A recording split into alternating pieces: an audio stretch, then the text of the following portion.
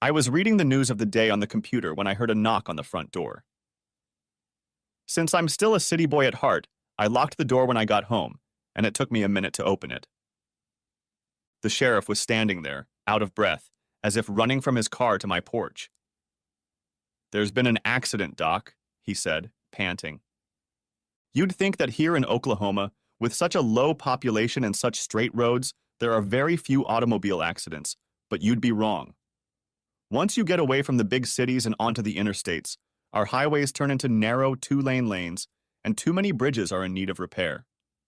But people still drive like they're on an interstate highway, which is why a call to the scene of an accident for the only doctor in 4 counties is not uncommon." "I'll be right there, George. Just gotta grab my bag," I said, and started to bow out. "No, Doc," he said, and it was more the odd tone of his voice than his words that made me turn around. "It's Bonnie," he said in a choked tone, and suddenly I noticed the tears on his cheeks. I felt the epinephrine pumping through my nervous system, and I immediately started to gasp. "Oh God, where is she?" I demanded. "We have to get there." George just stood still, unable to look at me. "She's gone, Doc. She didn't make it." I've treated quite a few patients with gunshot wounds. They always told me the same thing. The first time you get hit, there's no pain, your body just goes numb. At that moment, I thought I had been shot in the chest, and I staggered, trying to regain my balance as everything around me went numb. "No, this can't be happening," I screamed. "I can save her if I get there in time." No, no, no. But as I tried to get around him and run toward the police car, George grabbed me and held me back. "You can't leave, Doc. You can't see her." "That was bad, Doc. Real bad. I'm so sorry," he said through tears. The rest of that night passed like a blur. Phone calls, quiet voices, people coming and going, little conversations through radios filled with static. The only thing I remember is the nervous deputy sheriff who stayed with me after George had to leave. And I also remember that, like a gunshot wound, once the numbness started to go away, the pain became unbearable. Sometime during that horrible night, when the agony became too much, I reached into my medical bag and pulled out a vial of morphine. When the deputy wasn't looking, I administered the injection and then lay down on the bed. Oblivion came quickly and mercifully, just as I had hoped. I know it was cowardly of me, but I just couldn't stay awake any longer that night. When I woke up, I immediately smelled the smell of food and jumped out of my bedroom and stared in amazement at the many plates and plastic containers on the kitchen counters. Then my brain shook off the last remnants of morphine, and I suddenly realized why my roommates had brought so much food. "Oh, Bonnie!" I exclaimed, collapsing onto the nearest chair. I had only delayed the pain. There was no relief now. George returned later that morning and tried to answer the questions he knew I had. "She was driving down State Highway 296 coming back from the office in Arrow Point after work," he told me. "We think she must have fallen asleep at the wheel because her Honda crossed the center line and hit an oncoming truck. The truck driver didn't survive either." I tried desperately not to imagine what the accident scene looked like. The next few days passed in an incoherent blur of emotional pain, brightened only by the few memories that stayed with me. Perhaps the scariest of these was meeting Bonnie's father at the funeral home. He was a big man, as tall as I was and surprisingly trim after working on the ranch, even in his 60s. But when I saw him that day, I thought he had aged about 10 years. As he entered the parlor, he hunched over and took small, feeble steps. When he saw me, he came over and hugged me. "I'm so sorry," he managed to mumble before bursting into tears. I clung to him tightly, my own tears wetting the shoulder of his suit. Everyone around me stopped, awkward and confused, not knowing what to do. Finally, he led me over to her coffin. I had seen hundreds of corpses, of course, but now I was terribly anxious to see my wife. The coffin was partially closed, so that only her face was visible. We all knew why, but no one wanted to talk about it. "This isn't Bonnie," I thought to myself as I looked at her embalmed face. The Bonnie I knew was filled with laughter and joie de vivre. The face lying there resembled a poorly painted portrait. Oh, Bonnie, I thought, fumbling for my handkerchief. Why did you have to go? Why couldn't it have been me? When I first moved to Millersville, I was a bachelor, and it seemed that every family in town was eager to introduce me to their eligible daughters at the first opportunity. I was invited to so many Sunday dinners, church functions, family picnics, and high school soccer games that I could barely keep track of them all. And at each of them, somewhere along the way, I was introduced to one or more daughters, ranging from 40-year-olds, I would assume, to 16-year-olds, God forbid. It would be nice to think that my good looks and persuasive personality made me such desirable prey. But anyone who went to medical school knows that doctors have an advantage when it comes to socializing with the opposite sex. The combination of high incomes, comfortable lifestyles, and respected positions in the community make us hot matrimonial prospects. It used to be said that a doctor who can't find a spouse is a doctor who doesn't want one. But what all these potential spouses may not know is that we physicians have been warned about the chase and advised not to fall into the trap, at least until we find Mr. or Miss Right. So I was polite and friendly to the young girls of Millersville and even dated some of them a few times. But I tried to behave very properly and control my animal impulses, even when several young ladies quite frankly offered me their charms. The last thing I wanted was to have angry parents on my hands in a town where the #1 truck accessory was a gun rack. I was so careful that one of my patients told me he heard a distraught girl say she thought I was gay. I just smiled, assured him that I wasn't, and took my time. And then I met Bonnie. I drove 50 miles to Arrow Point to visit the government office there. When I entered the reception area, she was working behind the counter. Have you ever walked under a cloudy sky and suddenly found yourself in the sunshine? That's exactly what I felt when I saw her. I don't think I stumbled as I approached the counter, but I'm not sure because my brain was definitely not in control of my body, or, as it quickly became clear, my mouth. I'm here to see Mr. Rogers. Babbled I.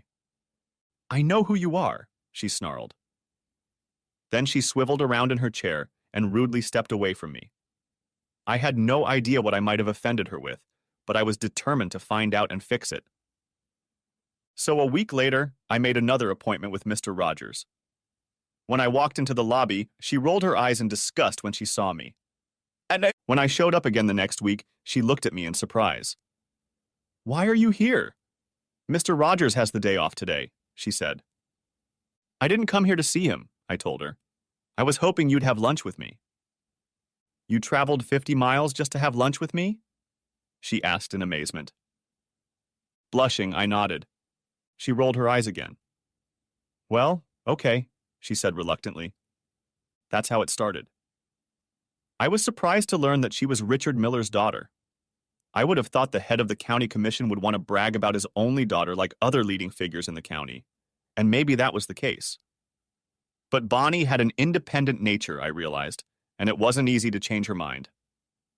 I know, because I courted her for over 6 months just to get her to start dating me seriously. Besides, even after the wedding, she refused to leave her job at Arrow Point. She had achieved her position on her own, without her father's influence, she informed me, and was proud of that accomplishment. I agreed, as if I had a choice, but now wished with all my heart that she had not had to travel 50 miles daily. For all her independence, when we got engaged, Bonnie was surprisingly conservative sexually. Intercourse was ruled out before the wedding, as she had explicitly informed me. I thought her position was terribly old-fashioned, even for rural Oklahoma, but there was nothing I could do to change her mind. Besides, by then I was so deeply in love with her that it ceased to matter. On our honeymoon, I took her to the Virgin Islands, and in a secluded hotel on St. Croix, we had our first sexual intercourse. It wasn't the first time for Bonnie, which surprised me, but I decided not to ask and she didn't bother to explain. I remember the last night before we had to leave the island. We were doing it, after which she went out on the balcony to look at the ocean. When I approached her, the moonlight highlighted the tears in her eyes. Is everything okay? I asked anxiously. She turned and pressed her face against me. This whole thing has been so hard for me, she whispered. I'll never forget it as long as I live. I think tears of happiness came to my own eyes. Now, in the funeral home, similar memories would not leave me, and I was powerless to shut them out, even though they caused so much pain. In medical school, they teach you to sympathize with patients, but never to empathize. Empathizing is important, they said, but if you start sharing your patient's emotions, your effectiveness as a doctor will decrease. Besides, you might go crazy carrying around all that grief.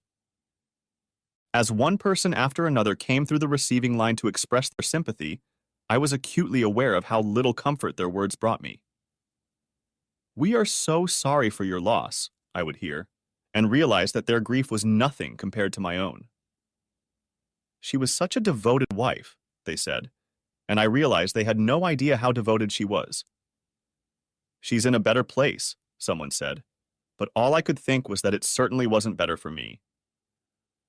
Finally, we were all standing at the grave as the Baptist preacher spoke the last words before her casket was lowered into the rich brown earth for eternity. Trying to suppress tears, I looked around at the other mourners. Of all of them, I thought, the only one who was experiencing her loss as much as I was her father. The old man was supported by Richard Jr. His reddened eyes stayed fixed on the spot where the last remains of his only daughter rested. When the burial was over, the crowd slowly began to disperse. I heard one of the county commissioners say, "I hope Richard will be okay. Bonnie was a real daddy's girl. She would have done anything for him, and he wanted everything for her. Losing her like this could get him killed." I glanced back at her father as he strode away from the grave and thought that the commissioner's fears might well be correct. Given my own agony, I wondered if losing her would kill me too. An elderly woman approached me and patted my arm. "I hope you're not going to leave us now," she added. Before I could speak, her husband called out to her. "Martha, what nonsense you're talking. Of course Dr. Robertson isn't going to leave Millersville." I wasn't even thinking about leaving. Indeed, I wasn't thinking about anything at all, except getting through Bonnie's funeral. Anyway, it seemed like an odd remark, especially at a time like this. But it reminded me of how I'd ended up in Millersville in the first place. I always wanted to be a doctor. It's funny. I don't remember what prompted my interest in medicine, but whenever I was asked what I wanted to be when I grew up, I always answered, a doctor. When you are young, all professions seem the same, and all careers seem equally attainable. Over time, you begin to realize the complex interweaving of intelligence, skills, interests, abilities, and a dozen other factors that are necessary for a successful career in any occupation. And once all of these factors are sorted out, one final barrier appears: the cost of training. Few professions are more expensive than medicine. After putting pencil to paper, I decided that by the time I was ready to start practicing, I would be about $250,000 in debt. As if that wasn't enough, my father's heart attack while I was in college dealt my hopes for a medical career what seemed like the death blow. But this is a great country, and it has a great program to address this problem: the National Health Service Corps. The NHSC was created to address two problems. The first is over-specialization. Every medical student knows that the really big bucks are in specialization. Consequently, we have a shortage of physicians in less lucrative general fields such as internal medicine, family practice, pediatrics, etc. The second, and in some ways even more pressing problem, is the shortage of physicians in underserved rural areas of the country. Go to Manhattan, and it's hard to walk a block there without tripping over a doctor. If you go to the central part of the country, you have to drive a day or more to find a doctor. The NHSC told me that if I agreed to become a primary care physician and was willing to move to an underserved area, Uncle Sam would forgive me for the mountains of debt I would accumulate, provided I stayed in the area for the long haul. Thus, I made an early commitment that allowed me to get the support I needed throughout medical school, internship, and residency.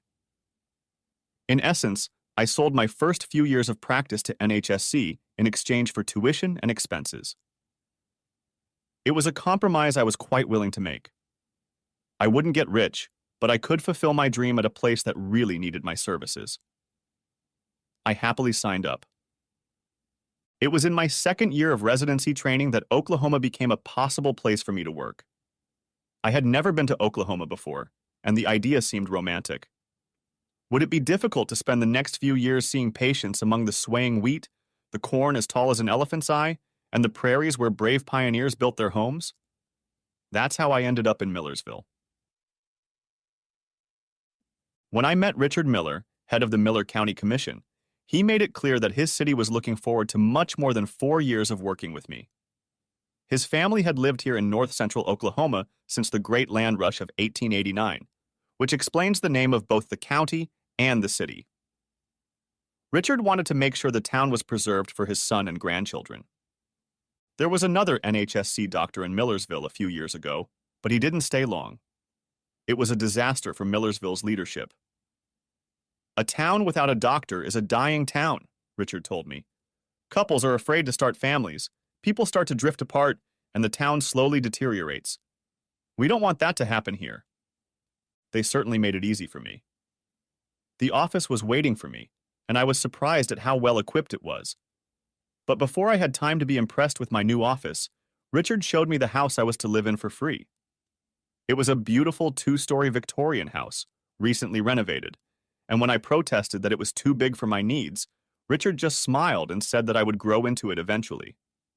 Nah, it wasn't just the great privileges they provided that were attractive, but all the little ways in which they made me feel wanted. The day I entered Millersville, I became a celebrity.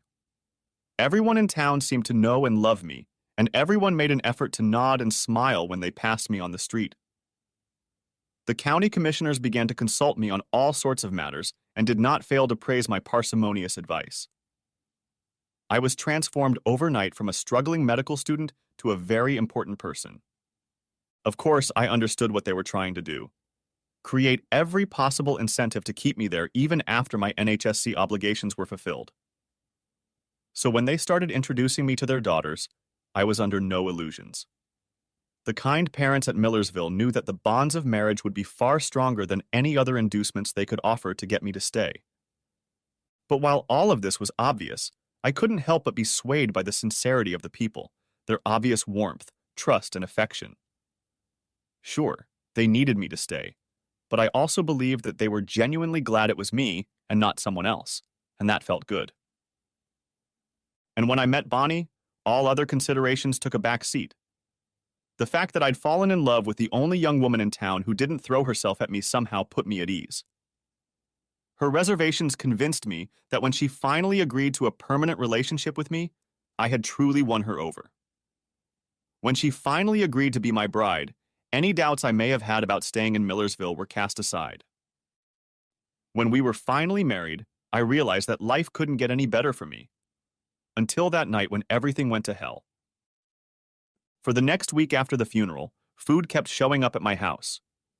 I knew it was the traditional way to express my concern, but I was touched nonetheless.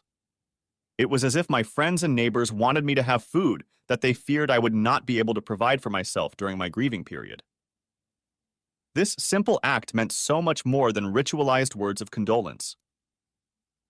I took a vacation for a week after the funeral, and all my appointments were magically rescheduled. This was fortunate because I was out of commission to deal with patients, but I wasn't inactive. I realized that death entailed an unexpectedly long list of details to consider, and I diligently pursued them.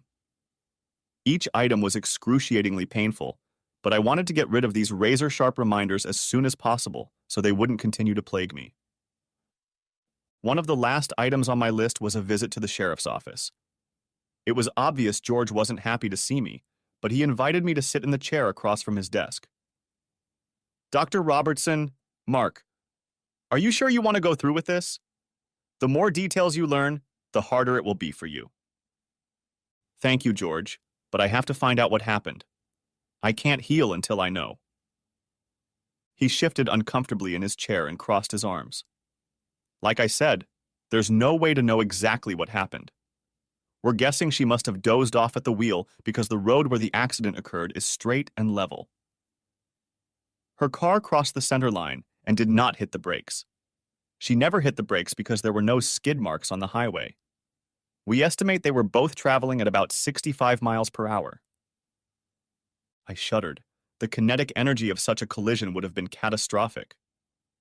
Go on, I said. What about Bonnie? He didn't lift his eyes from his papers. She was buckled up, and the airbag deployed as it should have. But at the speed they were traveling at, the passenger area was partially crumpled, and she was pinned in the wreckage. I tried desperately not to think about what it looked like. My beautiful wife, shattered like a bird flown into a glass display case. But I should have known. So she was trapped in the car with multiple injuries. Do we know what killed her? Was it the shock? I asked in a whisper. George lowered his head further. Somehow her left arm was severed during the accident. She bled out, Doc. He paused. If it helps, it must have been very quick. A diagram from anatomy class came to mind, and I saw the brachial artery branching off the carotid artery and traveling down the arm. No, I thought, that wouldn't take long.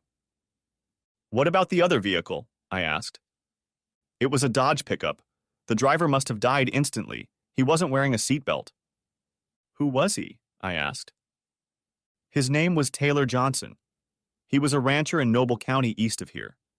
His wife said he hunted whitetails on the Black Kettle Wildlife Refuge. He must have been on his way home when the accident happened. I shook my head. That name meant nothing to me. One last thing, George, I said. I'd like to see the autopsy report. Doc, are you sure? Please, I said. I'm a doctor.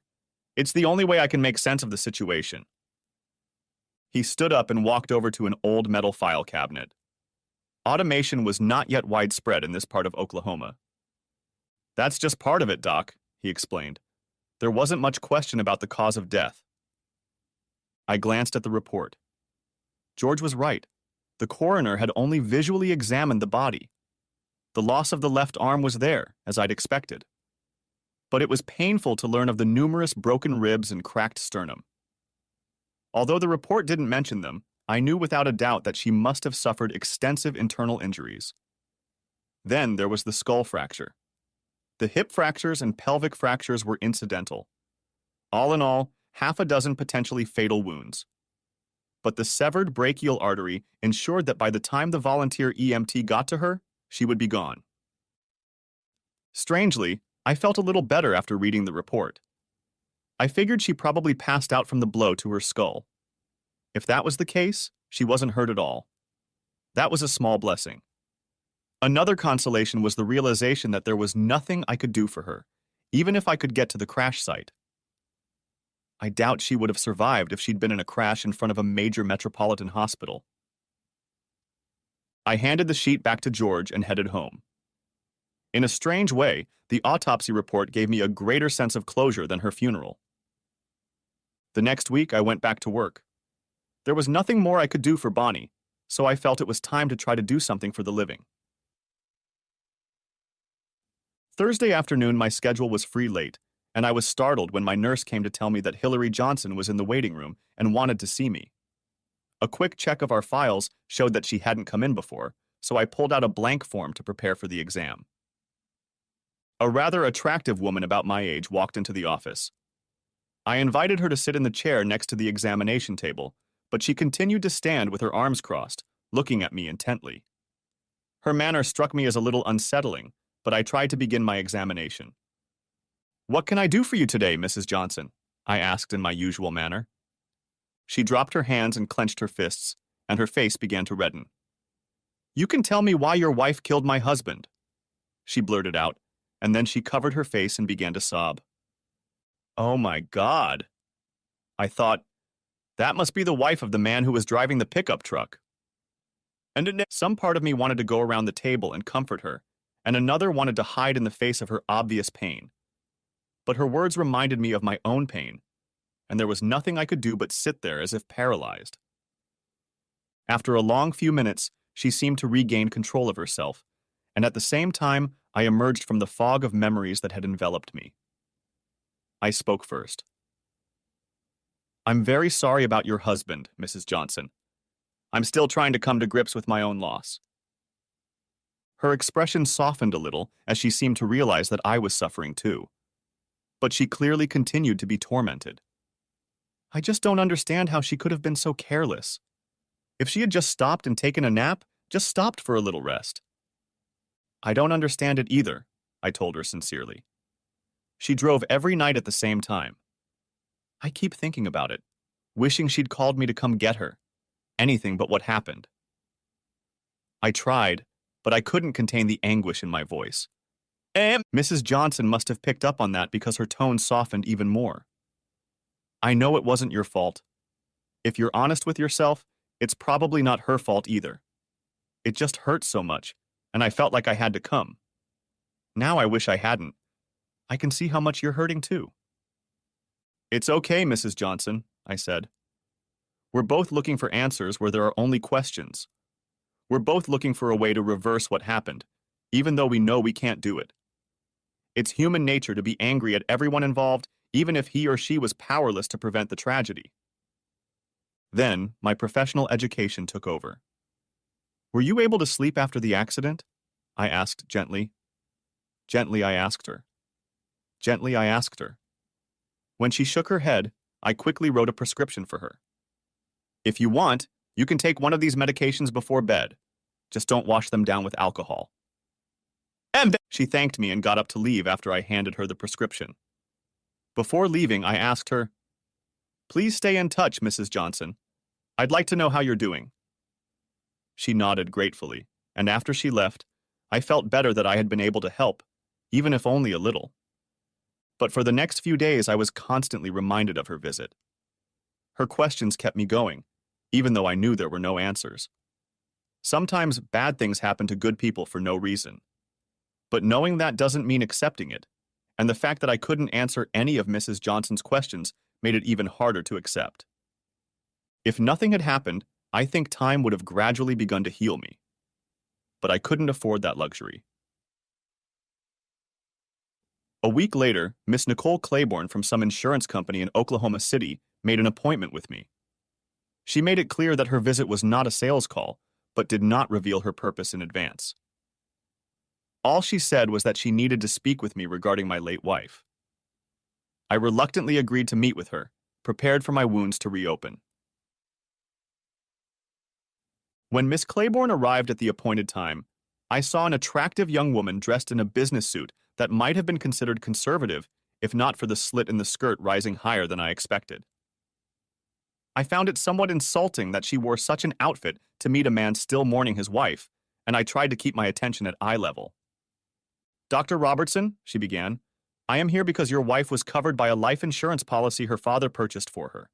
You are listed as the beneficiary. Were you aware of that?" "No," I told her. "I had no idea." Miss Claiborne nodded. There was a double indemnity clause in the policy that goes into effect in the event of accidental death.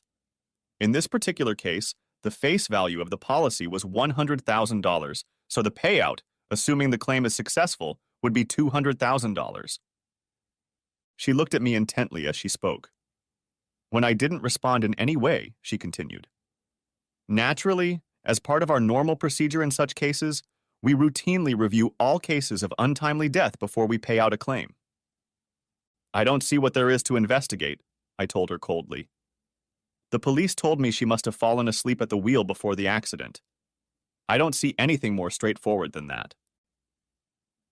She sat like that for a few moments, then defiantly crossed her legs, unraveling her skirt. I ignored her demonstration. $200,000 is a lot of money. What are you going to do with it?" she asked sharply.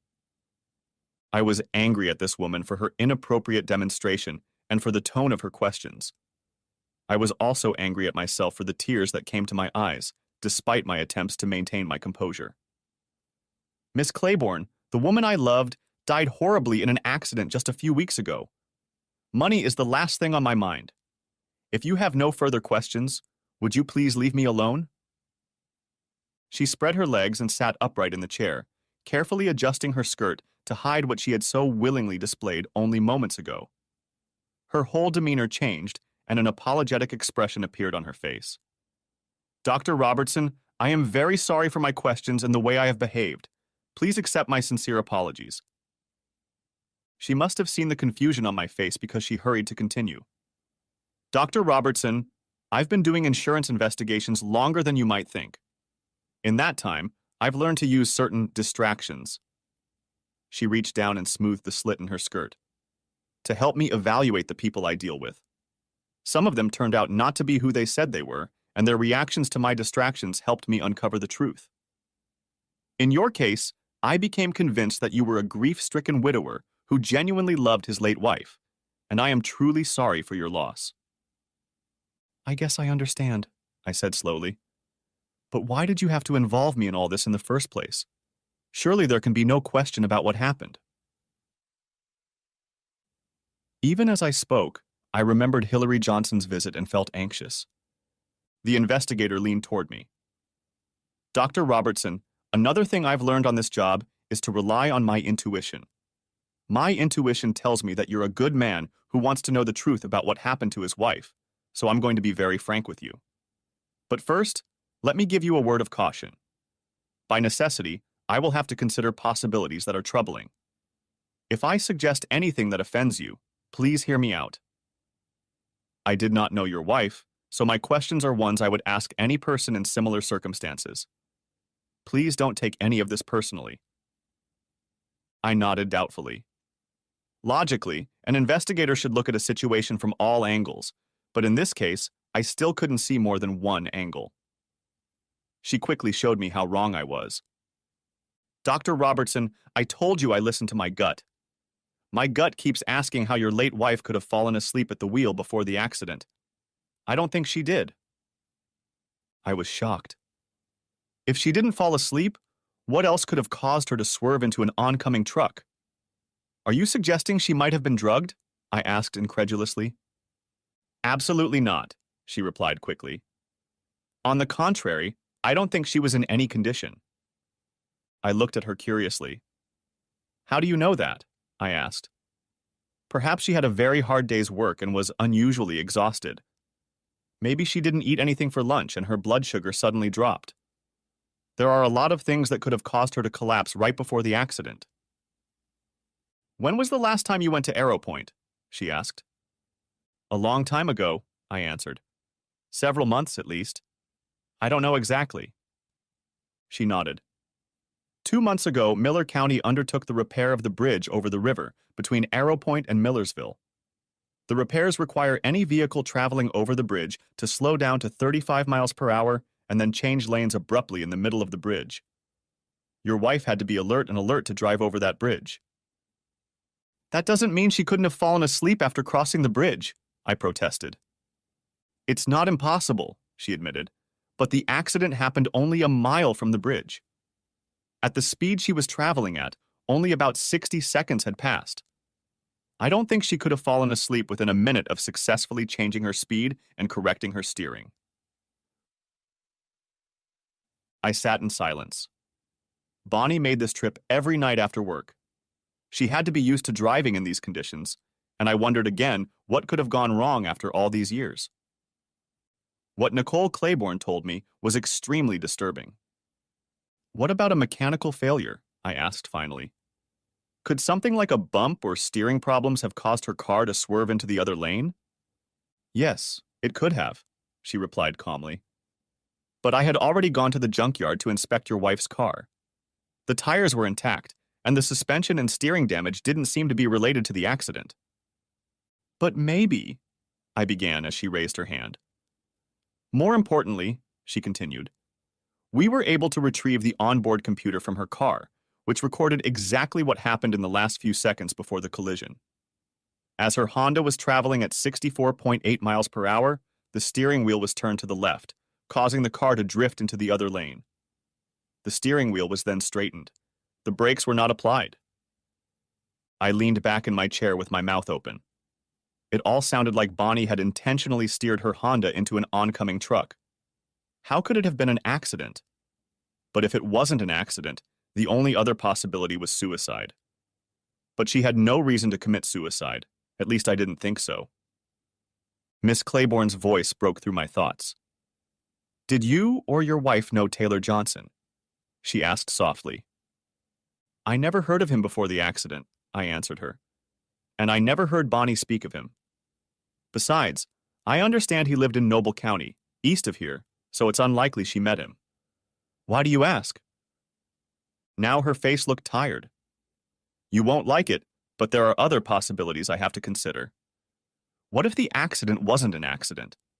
What if she deliberately tried to kill Jason Taylor as well as herself? The thought took my breath away. That can't be. I sighed. Why would she do that? I can think of at least 3 possibilities, she said quietly. She raised her hand and squeezed her index finger. 1, Taylor Johnson was a mortal enemy, and she felt she had to give her life to protect her family from that threat. She touched her middle finger. The second option is that she and Mr. Johnson were lovers, and she killed him and herself in a fit of jealousy. Holding up her ring finger and looking away, she added, or if they were lovers, she may have been trying to keep anyone from finding out she was pregnant by him. I tried to be calm and reasonable, but her last assumption was too serious. Damn it, that's not true. Bonnie loved me and she wasn't pregnant. What do you want? To exhume her body and do a full autopsy? I won't stand for that. She quickly walked over and knelt down in front of me, taking my hands in hers. I'm sorry. I didn't mean to upset you. I'm not your enemy, and I don't like that I have to be so cynical and suspicious of people. Please forgive me. Although her suggestions were outrageous, her apology tempered my anger. Okay, Miss Claiborne, I think you're just doing your job. Still remorseful, she looked up at me. Please, call me Nicole. Can I call you Mark? If we're going to find out what really happened, that would help. Okay, Nicole, I said, but I still think you're wrong about Bonnie. If anything, I agree. I don't think any of those 3 scenarios are correct. First, all 3 require Bonnie to know that Taylor Johnson would be on the highway at that exact time. However, Mrs. Taylor told me that she had no idea when her husband would be home from hunting. As for Bonnie, she left Arrow Point at her usual time, so she obviously didn't make a special adjustment to meet Johnson. What's more, I checked her cell phone records and she didn't make or receive any calls in the last few hours before the incident, so I don't see how she could have coordinated their meeting.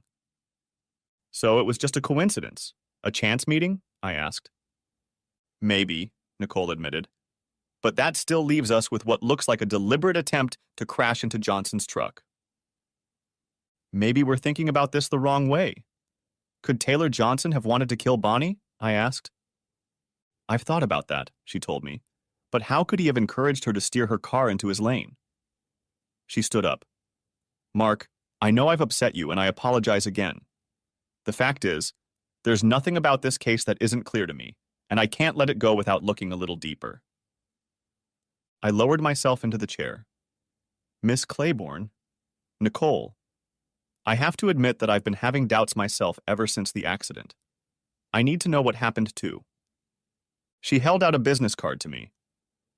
If you remember anything that might shed light on any of this, please call me anytime. She looked at me sympathetically. Call me, even if you just need someone to talk to. Then she turned and walked out of my office. I had thought I was in turmoil before. Now the thought that my late wife had taken some mysterious secret with her to the grave was a new wound that had not yet had time to heal. It was enough that Bonnie had died in a tragic accident. The questions Nicole was asking filled my mind with insidious suspicions. Of course, none of these scenarios could be true, but the many unanswered questions were enough to induce paranoia. That night before going to bed, I took one of my own sleeping pills. The next day was Saturday, and my office was closed on Saturday afternoon. After taking my last patient for the day, I got in my car and drove to Arrow Point. Up until now, I had avoided the place because I couldn't bear to see the place where my beautiful Bonnie's life had been cut short. Now, however, I felt that I had no choice but to check things out with my own eyes and try to understand what had happened as best I could. Although I had lived in Oklahoma for almost 2 years now, I was still not used to the distance. Bonnie hadn't given much thought to the fact that she commuted from Millersville to Arrow Point and back every day for work. It wasn't unusual for her, but for me it would have been a real burden. I guess when you grow up on the prairie, your perspective changes. But if this trail was so ordinary for her, I thought, why was that terrible night any different? What could have led her to her death on that long, straight stretch of highway? I deliberately ignored the spot where I calculated the accident had occurred and drove on to Arrow Point.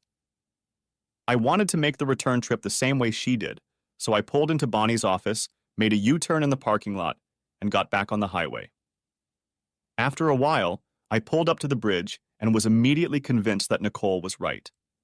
No one could safely speed through the repairs here. Unless you were fully awake and alert, you were likely to hit one of the concrete barriers providing a lane change. As soon as I hit the bridge, I hit the gas pedal and accelerated to 65. I checked my watch and made a note on the odometer when 60 seconds had passed. I then stopped, made sure the road was clear, and made another U-turn to get back to the crash site. It seemed to me that it would have been very difficult to fall asleep in such a short time. Pulling over to the side of the road, I got out of the car and started looking around. Apparently, the tow truck drivers had done a good job. The only evidence of the accident were shards of broken glass and plastic, and a few strips of chrome body molding.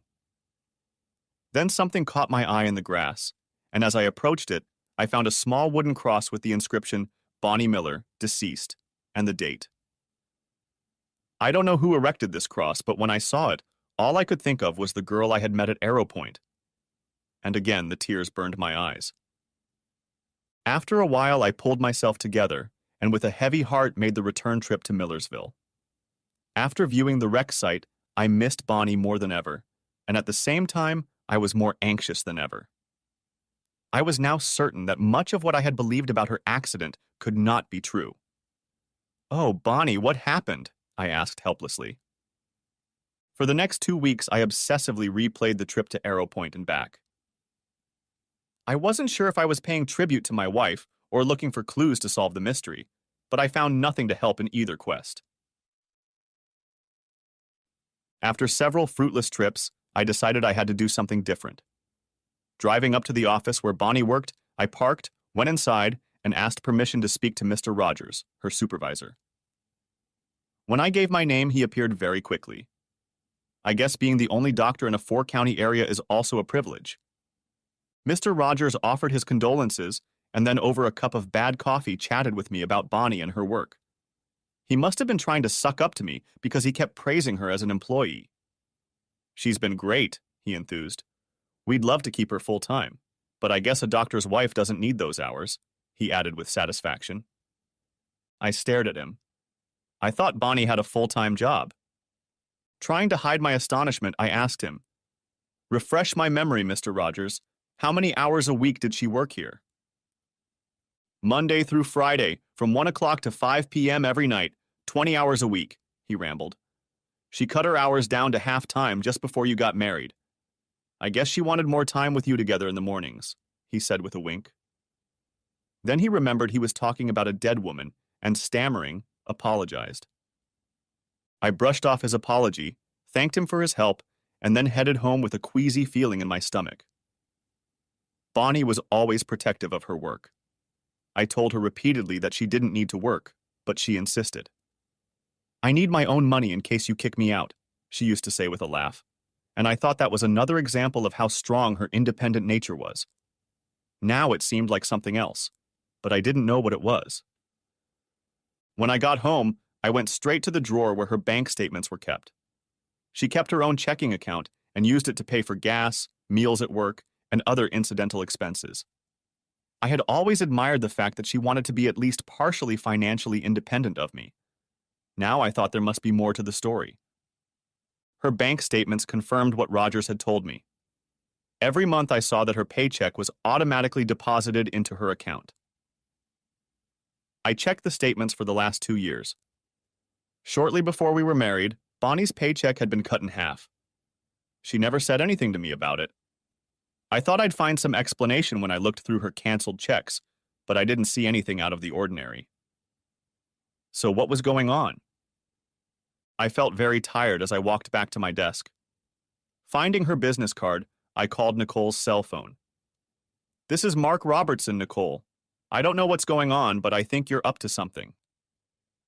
I told her what I had found, and she promised to get back to Millersville as soon as she could. Before she hung up, she said, "Don't do anything rash, Mark. Wait until I get there, please."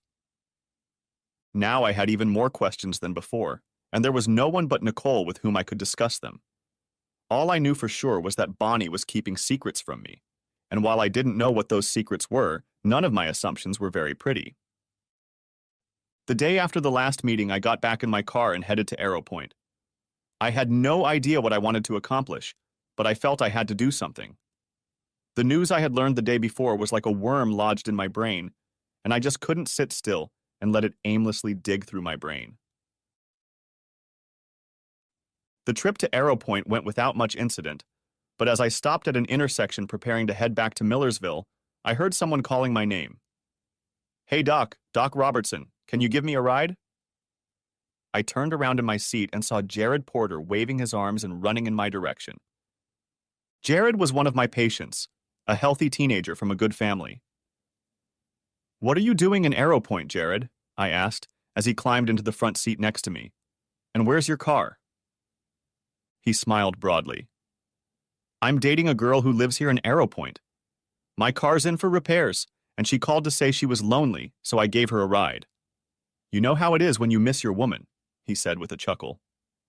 Then he suddenly realized what he had said, and his face went pale. "Oh God, Doc, I'm sorry. I was talking about my girl. I wasn't thinking of Mrs." He fell silent in embarrassment. "It's okay, Jared," I said softly. "I'm just glad I could give you a ride. Your mom would be worried if you got stuck on the highway." He nodded awkwardly, grateful to be spared any further awkwardness. As I drove, we chatted about school and his future plans. He made it clear that he wanted to leave Millersville at the earliest opportunity. "There's nothing here for me," he declared. "I hope to go to OU and then live in Norman or Okeechobee City after graduation." "You're not thinking of coming back to Millersville?" I asked. "No way," he answered confidently. "All my friends think the same." As we talked, I looked in my rearview mirror and noticed a truck quickly overtaking me. Soon I saw him pull into the left lane to go around me.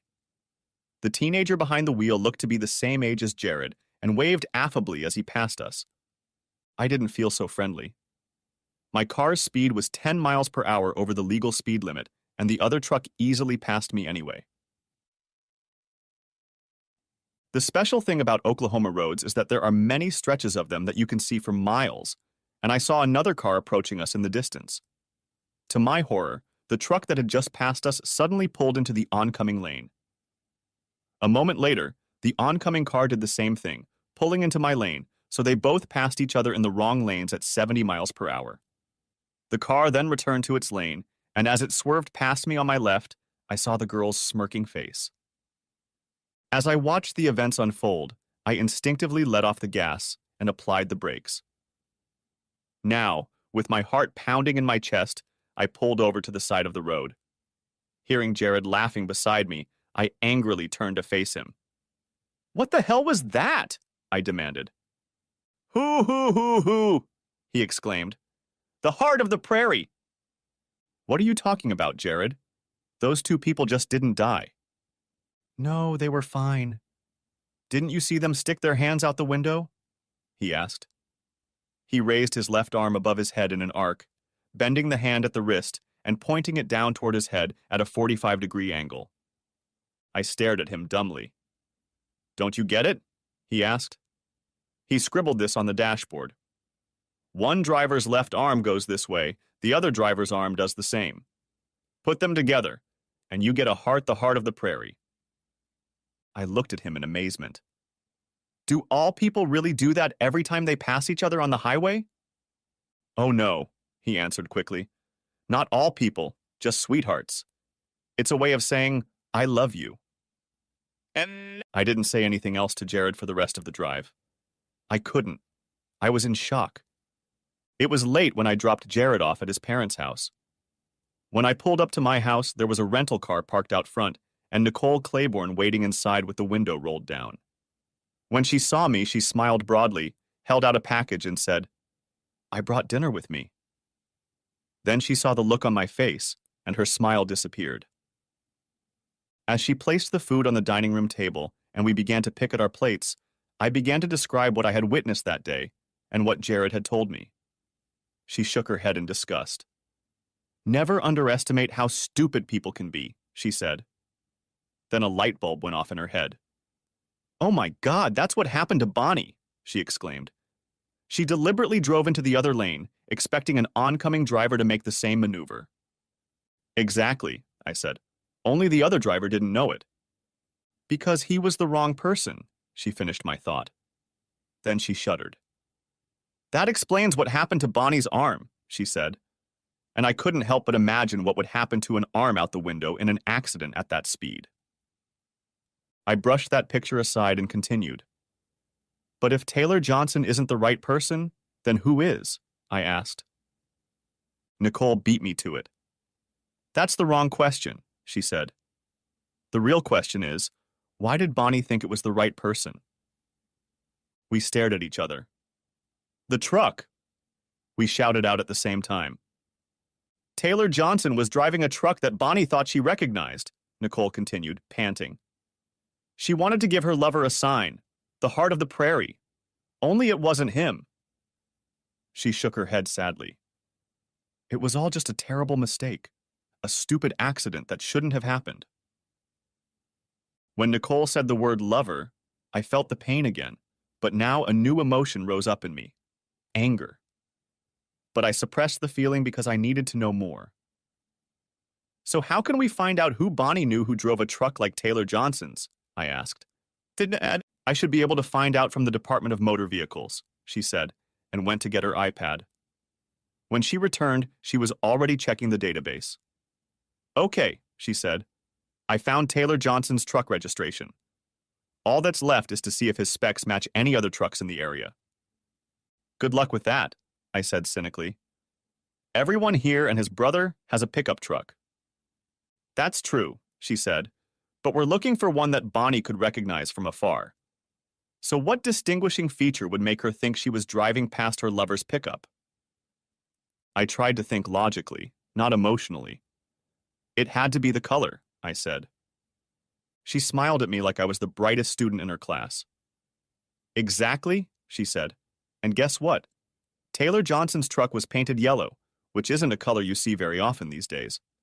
In fact, according to the DMV, there's only one yellow pickup truck of that make and model in Miller County, and it's registered to one Holden Callaway." "Who's that?" bluntly I asked. "Let me check another database and maybe I can tell you," she said. After a moment, she looked at me triumphantly. "According to this database, it's a 28-year-old male living in Arrow Point." "Hell, that's Bonnie's age," I said. "Give me a minute. I think I know where to find something that might help us." I disappeared into the attic, and after rummaging around there for a while, came back with the book in my hands. I held it out to Nicole. "It's Bonnie's high school yearbook," I said quietly. While she held it in her lap, I flipped through the pages, going to pictures of high school seniors and going down the list until I found a picture of Holden Callaway. There was a cute, slender boy with a goofy haircut and an ill-fitting suit staring back at us. "So?" she asked, looking at the picture. I turned another page and ran my finger across it until I reached Bonnie's picture. Even though she looked so young, I could still see the woman she was about to become. But that wasn't what caught Nicole's attention. Underneath her picture, the following words were scribbled in ballpoint pen. "I love you, Bonnie Hart of the Prairie Forever Holden." They were high school sweethearts, Nicole whispered. "Maybe it didn't end in high school," I said. Nicole looked up at me. "But something still feels weird to me. I could understand if Bonnie was dating Holden Callaway at Arrow Point. But why should she have expected to pass him on her way back from Millersville?"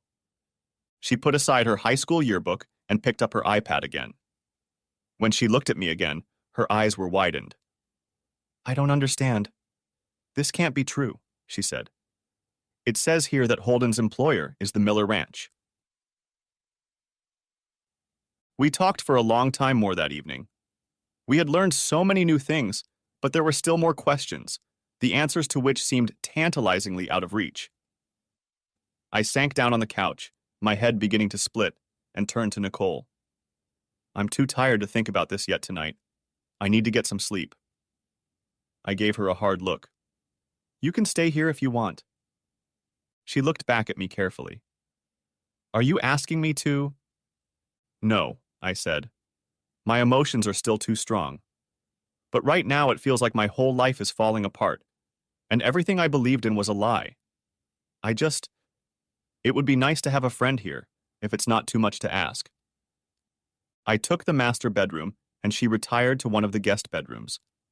But one night she came into my room and crawled under the covers. I was glad because I really needed someone in the midst of all the pain, lies, and betrayal. She seemed to need me too, and we snuggled up to each other like two shipwreck survivors. Eventually, we both fell asleep. The next morning I was making breakfast when she appeared in the kitchen in her success suit. As I set her plate down, she asked, "How are you feeling this morning, Mark?" "Not great," I answered her honestly. "I've gone from a widower who just lost the woman he loved to a man who found out his wife probably never loved him at all. I keep bouncing between grief and anger, and honestly, I'm not sure how much more I can take." As she listened, I was touched to see tears in her eyes. So this is what empathy looks like, I thought in surprise. "Thank you for staying last night," I told her. The more I learned about what was going on, the more I felt like I didn't have a friend in this world. It was very lonely. Having you here helped. She walked over to me and hugged me. "I'm glad I could help, Mark, but you should know that I stayed because I wanted to, not just because you needed me." After a moment, I let her go. "What are your plans now?" I asked. "Can you stay?" "No," she replied. "I'll have to leave, and I'd better do it before we give your neighbors something to gossip about." "It's probably too late," I said, "but it doesn't matter." She looked at me carefully. "What are you going to do, Mark?" "Don't worry," I assured her. "I'm not going to do anything stupid. I just need to get some answers to my last few questions." She started to say something, but then changed her mind. "I have to go back to Oklahoma City today," she said. "Now that we've confirmed Bonnie's death was accidental, you'll have the insurance money deposited into your account." I nodded, even though under the circumstances money meant nothing to me. I would think about what to do with it later. "I'd like to know what you'll find out," she continued. "I mean, after it's all over. I'd really like to. If you want to." She stopped, not knowing what to say. "I understand," I said. She looked like she wanted to say something else, but instead, she came over and kissed me gently on the lips. "Good luck, Mark," she said, and walked away. I felt a pinch as she left. I felt better when she was with me. But I had to take the next step alone, and now the anger I had been suppressing began to build. Checking my watch again, I made my arrangements and got into the car. I didn't want to risk driving onto the Miller's property, so I parked on the side of the road a mile or two from the entrance. When I saw the green truck approaching, I started the engine and pulled out in front of it at what I thought was the last safe moment. From his frantic maneuvering to avoid hitting me, he drove into the ditch. I slowed down in front of his truck so he couldn't pull away easily, and then jumped out of the car. He stared at me out the window with a look of amazement that changed to fear when he recognized me. "Get out of the car, Holden," I shouted. "Get out, or I'll break the window and drag you outside," I repeated, waving the tire iron I held in my hand. I thought I would have to carry out my threat, but then his shoulders slumped and a look of submission appeared on his young face. He unlocked the door, pushed it open, and slowly walked out to stand next to his truck. He didn't look like he'd grown since his high school picture. I must have been 4 inches taller and 30 pounds heavier. "Go ahead and hit me," he said sullenly. "You can destroy me if you want. I don't care. You can't hurt me any more than I've already hurt you. She's gone, and I'll never see her again." I grabbed his arm. "I won't hurt you if I don't have to," I told him. "I just need you to come with me and answer a few questions." I walked him to my car and shoved him into the passenger seat.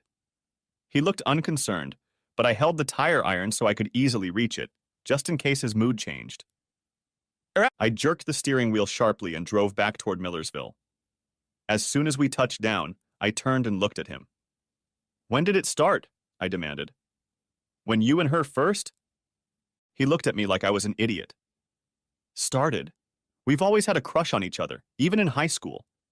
She and I were going to get married after college as soon as we had enough money to settle down. But then you showed up and started courting her, and her old man said she had to be nice to you for the sake of the town." He looked at me defiantly. "She tried to say no. She loved me, not you." Then his eyes lost their fire. "But she loved her old man too, and he kept after her, telling her it was her duty, that she had to do it if she loved him." "She could never refuse Papa," he said bitterly. "But she didn't say no to me either," he said proudly. "So her daddy worked it out. I had to live in Arrow Point so no one would ever see Bonnie and me together.